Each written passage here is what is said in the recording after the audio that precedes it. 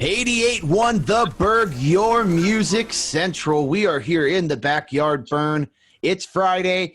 It's the end of our week. We've been here all week giving you the best, and you know who's been doing it. It's your boy Shane Dog Peterson, and with me as always, you know him, you love him. It's Mr. Noah Annette. Noah, another great day out here in studio quarantine. How is it going for you up in Lyman, Washington? Well, the weather's getting sunny again. So it was cold. Now it's sunny again. And so that means bad news for me. I was mowing the yard yesterday and, the old allergies started coming out. I don't know where they came from. I think I built up a grass allergy immunity when I was younger because I used to cut the grass all the time. Well, now I haven't been living at home. I've been living at college for the last 4 years, and so now I come back and I'm cutting the grass over here and I'm like, oh man, I'm not feeling good at all. And I think it was because grass got all over my legs was part of it. And then after that I got sunburnt, so it was just a day. I mean, I got sunburnt mowing the yard. So how does that make everyone feel? Yeah, I mean, I get pretty easily sunburnt too, especially when I come back from Washington and I come back to California in the summer when it's 115 degrees out. I am I put so much sunscreen on, dude. I'm like Lifeguard Lance. I put a big white pasty nose on. I am straight up lathering it up because I always get the sunburns. But an interesting thing that you're pointing out is the allergy to grasses and stuff. I kind of have the same thing going on too, because when I come back, I live on a big ranch. So I have some of those allergies too. And I think it just might be we were discussing earlier before the break. Some of these allergies just grow into themselves, in a way. You don't necessarily have all the same allergies your whole entire life. And we're starting to notice some of the strange ones we're having. Yeah, I definitely have pet dander a lot more now because I would come home from on break from college and I'd pet my cats and my hands would just swell up and I was like, oh my goodness, this is not good.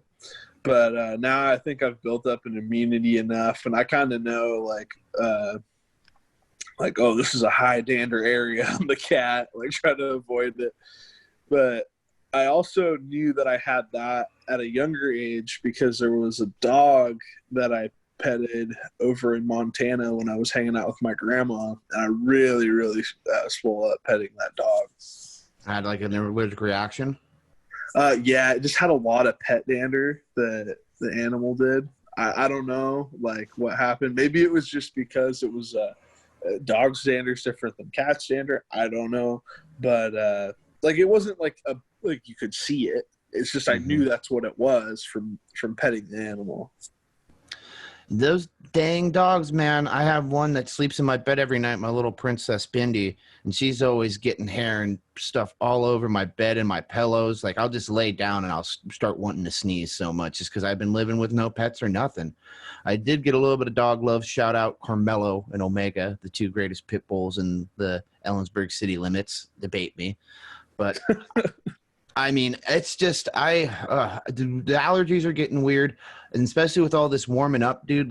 It's been bug central here with tons of mosquitoes. Everything's getting heated and humid and gross. I don't like it, but yeah. One other thing that I just thought of when you were mentioning hair, I was vacuuming my room up here, and Cookie comes and he comes up here all the time. It's his favorite place to be is in the room that I sleep in. And I lift underneath my desk chair and I pretty much vacuumed up Cookie is what I would say. Out of how much pet hair he's spreading around. I was like, Cookie, what are you doing? And he's the only cat here. So you can't blame this on anybody else, Cookie. Yeah, and I vacuum a lot, so I was like, "Are you kidding me?" You gotta love pets, and you gotta love these seasonal allergies coming in as we're transitioning from this, later spring into summer here, coming in the next month or so. But you know what? Hopefully, we'll be able to survive. I mean, what are allergies when we have a national pandemic going on? Am I right? 88.1 The Burg, your music central. We are still in the burn here on 88.1 The Burg. I said it again because you got to hear it twice. Now, Noah, I found out some interesting news as soon as I woke up this morning. Apparently, we had a earthquake last night near the California-Nevada border. Okay, so that would scare me, but you were mentioning that it was in a safe area. Yeah, so the weird part is that, how do I pronounce this word? Tonopah, Nevada. That's how we'll pronounce it. Tonopah, Nevada is basically right on the desert border between California and Nevada, right in central California, pretty perpendicular to like San Francisco and Sacramento, like where I'm at. So it was a 6.5 earthquake, which, I don't know if many of you Washingtonians have experienced many earthquakes. I don't know anything about any tectonic plates in Washington, but I know about the San Andreas fault line here. So what I know about earthquakes is that they really don't faze me or scare a lot of people at all. We've had family members in Florida who have always been like, why would you choose to live in California when you have earthquakes? And we're like, hey, you have hurricanes every year. Every single year. Well, the thing about earthquakes is that the thing is we don't know how bad they're going to be. We can't predict them. It's just basically one day you just feel the ground shake and hopefully that it's not another 1989 Bay Area earthquake where the Bay Bridge collapsed, because that was the only time. That was the bad one. That was during the World Series too, between the San Francisco Giants and the Oakland Athletics, which was of all times to have an earthquake in a World Series game in a town, in a place where both teams are from. Like that's like a storybook thing. So our playoff game against the New Orleans Saints that was here, Yeah. The fans created an earthquake. It's called the Beastquake because they were so loud at the stadium. And like it was not like your average like little 5-point earthquake. It was like something that really set off the Richter scale. I believe it was against the Saints. I think it was that game. And we also kind of really – I think Seattle's more worried about earthquakes than anywhere else because they're built up on top of the old town. So, like, if there's enough of an earthquake over in the Seattle area, it'll just cave in on itself.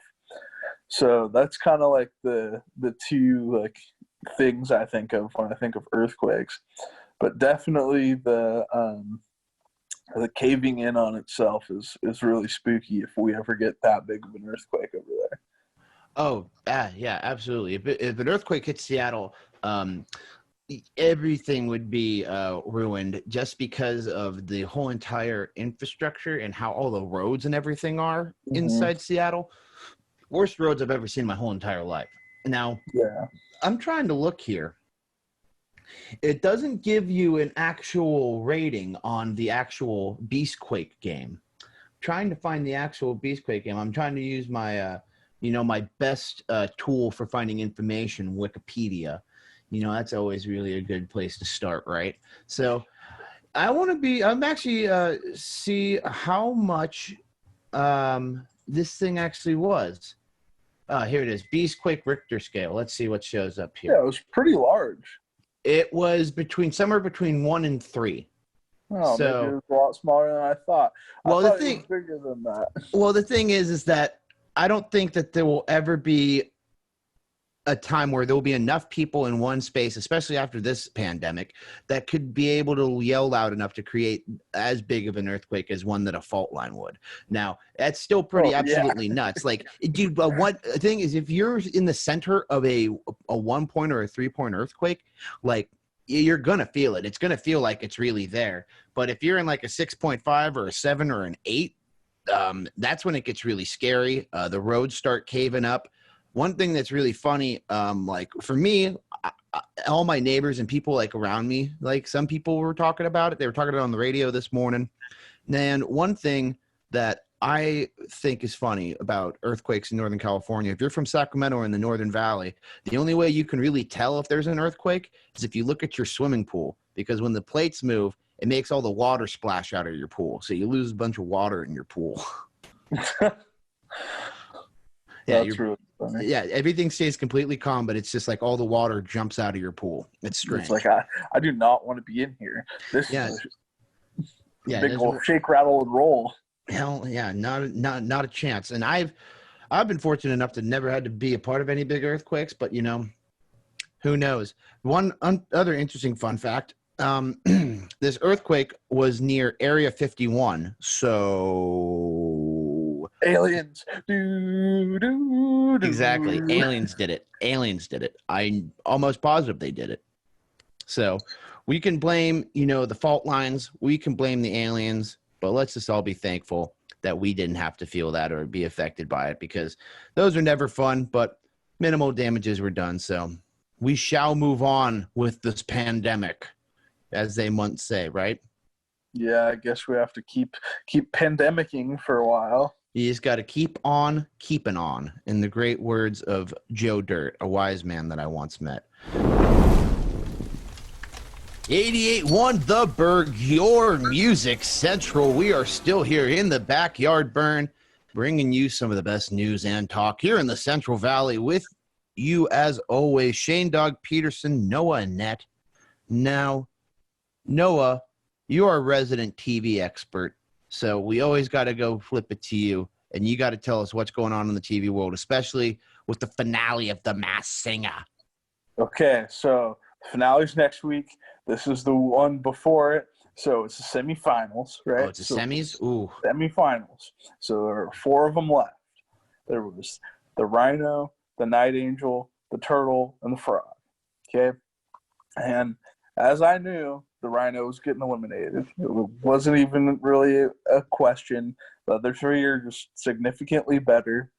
And I'm going to say who it was. This is definitely a big spoiler. If you need to get off of here and watch your Masked Singer later, I can understand that. But so when the Rhino was revealed, I was thinking it was a country musician, and that was what was really throwing me off the whole time, right?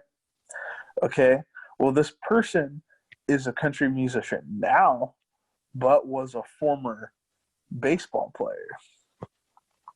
I know. There you got Shane's got this puzzled look on his face. Former baseball player. Okay. So this baseball player was a player for the Oakland A's and the San Francisco Giants. I know, which is even more puzzling for Shane. He's like, a pitcher from the San Francisco Giants that became a singer? Wait, he was a pitcher? Yeah, a pitcher. Hold on, can I guess? Yeah. And he's saying he's a country music singer now. Yeah. Is it my boy Mad Bum? No, it's Barry Zito. Barry Zito? Yeah. Zito! Let's go! Barry Zito's awesome. He became a country musician, over the last couple of years. He had a crisis in his life that made him become a country musician. And he completely changed his whole goals and everything. But he retired what 3 years ago? Yeah, or I think maybe even a little longer. I think it was 2015. I was looking at it yesterday. But he retired with Oakland after he'd finished his pitching with San Francisco. Yeah, he retired 5 years ago in 2015. Yeah, and so anyways, it was just really weird because I was I guessed probably 7 different country singers watching this show, and then when 2 people on the show guessed it, Ken Jeong got it right. He never gets any of the people right, so it was pretty funny because he knew that Barry Zito pitched on Jag, and he was like, you pitched on Jag, and that's why you wear this captain's hat. What? Wait a second. Oh, why was he a rhino? What's with the rhino? The rhino was really cryptic. A lot of them are really cryptic of what their actual persona is. Huh. Interesting. But the thing that was really really minute, that was a clue though, was they had a pitcher, a drinking pitcher. Mm-hmm. And a slider. So it was like a pitcher that throws a slider, So, there's like a couple like huge hints there, right? But I didn't see those ones when I was watching it. I just must have not paid attention to them. But because if I would have thought that, I would have thought athletes. But I was kind of thinking an athlete from the beginning. But they had this hint of like the Grand Ole Opry, and you got to be pretty good to play there. So that's so insane. He has his own website, Barry Zito 75 Music, baby. Let's go. He's definitely country as a turnip green, dude. He's got songs like Secrets to Life, Hearts I Didn't Break, Home, My Own Path, The Undiscovered You. My Lord. He's got some cool merch too. Yeah, he's a pretty good singer though. I mean, to make it that far in that show, he even like beat out a bunch of like people that have been singing forever. So like, I mean, props to old Barry Zito.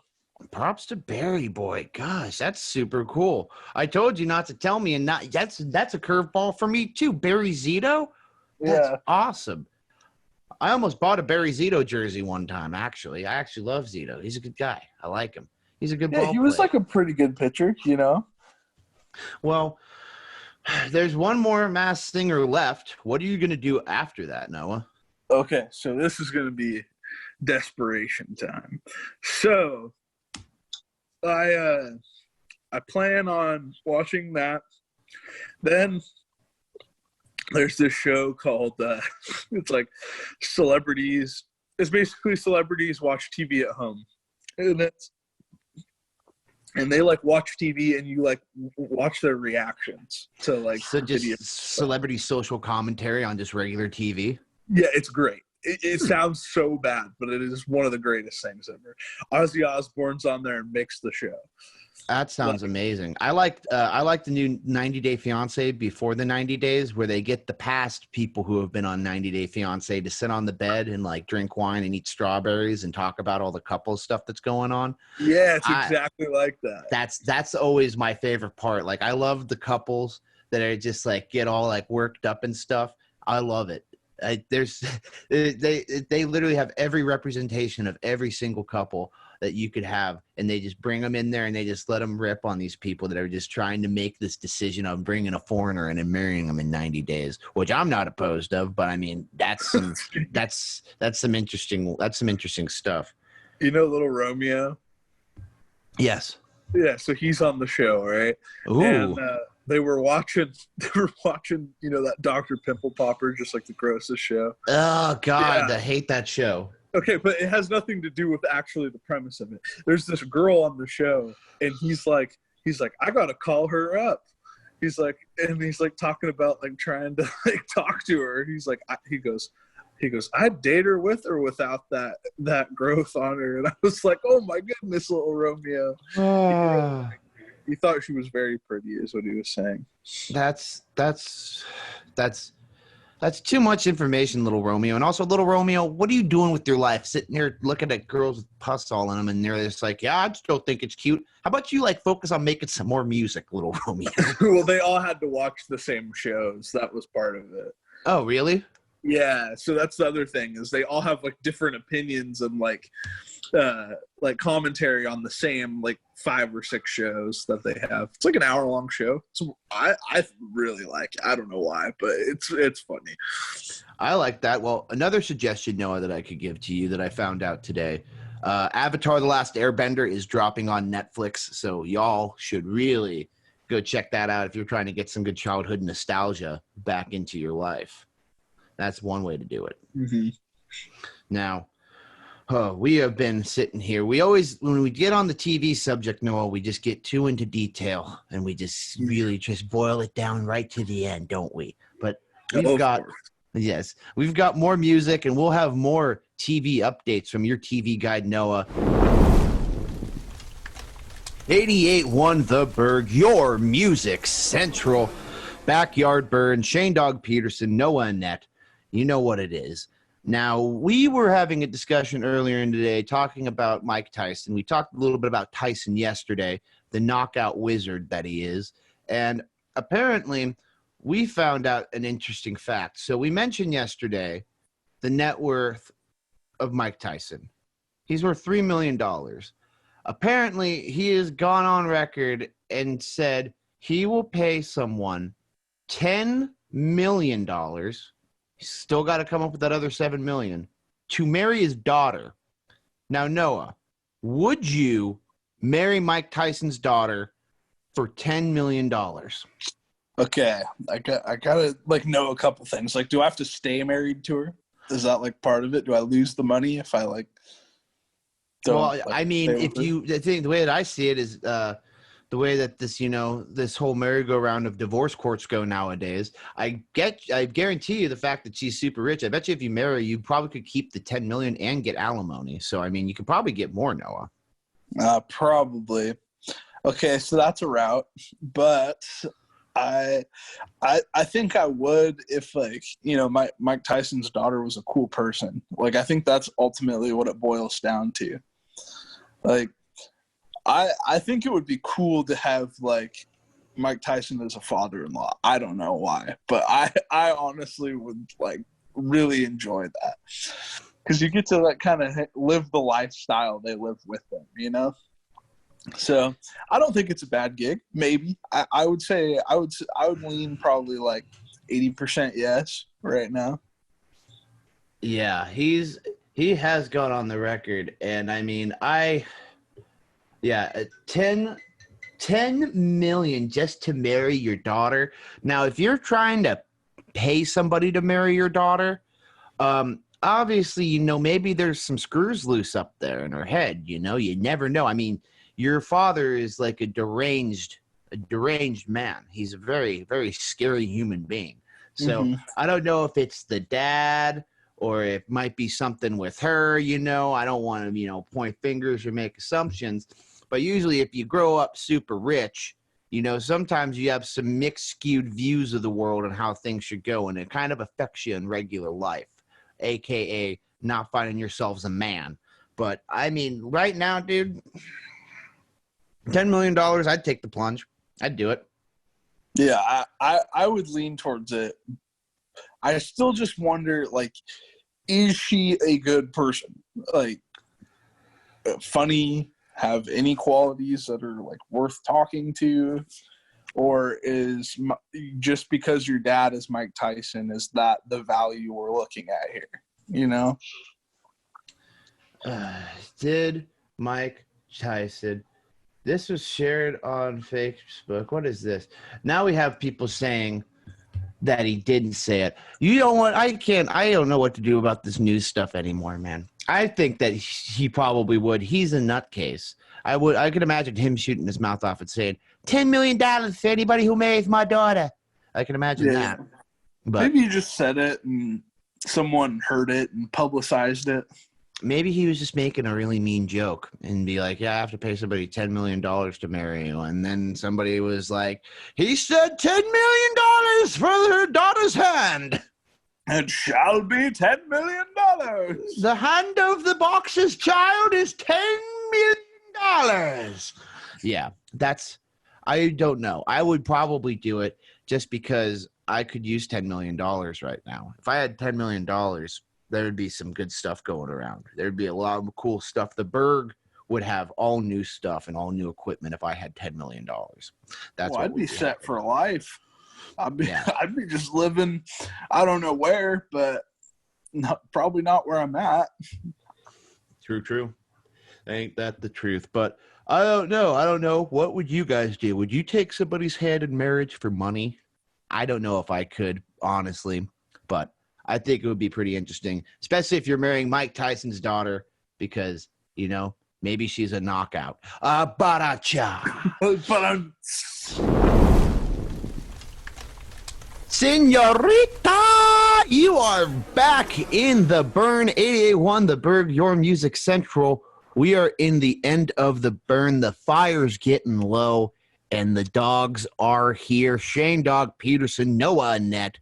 Noah, another great day to sit and talk about random nothing, and another great day to bless the airwaves. Another great day to sit and chat, and just another great day in quarantine. How do you see this next weekend and this next week going for you. How are you feeling? What's going on, Noah? You just let us know what's going on inside your head. Well, we're trying to finish everything off right now. I'm going to have some more schoolwork. We have, like, my class is structured into 5 modules, and we've just finished module 3. Well, I finished module 3. It's due today.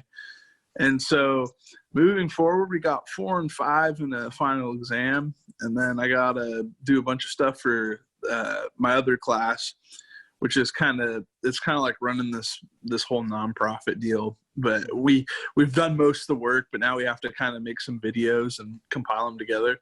So other than that, who knows? I might watch some shows. I definitely am going to be streaming this weekend. I'm going to talk about that a little bit. Yeah, absolutely. Yeah, so I usually stream Saturday nights from like 11:30 to 1:30. It's basically about the time frame. Sometimes I end a little short or like end longer, just depending on how long the games go, because they can go from a typical game can go from like 25 minutes to like 50 minutes. So, I mean, it's really hard to judge how long it's going to be. So I try to get in like 2 to 3 games. But yeah, so it's at 881 the Burg on Twitch, and my like tag on there is like Pacific Viking, but that doesn't matter. The Pacific Viking. Yeah, it's a boat I worked on. Oh, nice. Everyone's like, "That's a cool name. Where'd you find it?" And I'm like, "Well, I worked on that boat." That's actually awesome. Yeah, please, everybody go check out. We're going to be getting some more streaming and some more gaming going on our Twitch page. I'm super excited that we got that thing up now, because you know where you can find us at 881 The Burg on Instagram, Facebook, Twitter, and now Twitch. You could also find us at 881 The Burg on YouTube. And I'm going to plug it again like I always do. Go to that app store, buy our app, and listen anytime, anywhere, so you can get your Music Central fix.